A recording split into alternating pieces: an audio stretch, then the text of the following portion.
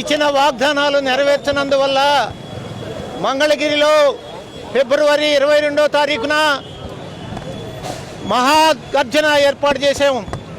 ఆ తదుపరి 2 నెలల తర్వాత సామూహిక నిరాహార దీక్షలు 48 గంటలు చేయడం జరిగింది. అయినా కానీ ప్రభుత్వం స్పందించలేదు.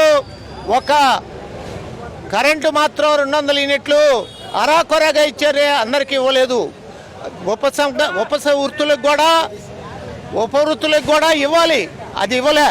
వాటి మీద ఇప్పుడు నేతన్న నేస్తం 25,000 రూపాయలు ఇస్తామన్న వాగ్దానాన్ని 2 సంవత్సరాలుగా 50,000 బకాయి పడి ఉన్నారు. మొత్తం తక్షణం చెల్లించాలని చెప్పేసి ఈరోజు రాష్ట్ర వ్యాపితంగా ఆందోళన చేపడుతున్నాం. అదేవిధంగా మన నెల్లూరు నడిబొడ్డులో ఉన్నటువంటి ఆప్కో స్థలం 6 ఎకరాల 90 సెంట్లు అన్యాక్రాంతం అవుతుంది. అనేక సంవత్సరాలుగా దాని మీద పోరాటాలు జరుగుతూ ఉన్నాయి. అయినా కానీ ప్రభుత్వం చెల్లించడం లేదు.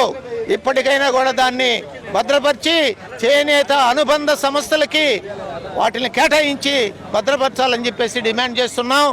ఈ కార్యక్రమాన్ని ఈరోజు రాష్ట్ర వ్యాపితంగా ఈ డిమాండ్లు ప్రధానమైనటువంటి జిఎస్టీ కూడా రద్దు చేస్తానని చెప్పారు. జిఎస్టీ ఇప్పటికి రద్దు చేయలేదు.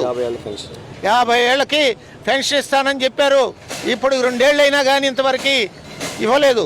ఇలాంటి సమస్యల మీద వెంటనే పరిష్కరించమని చెప్పేసి ప్రభుత్వానికి డిమాండ్ చేస్తున్నాం.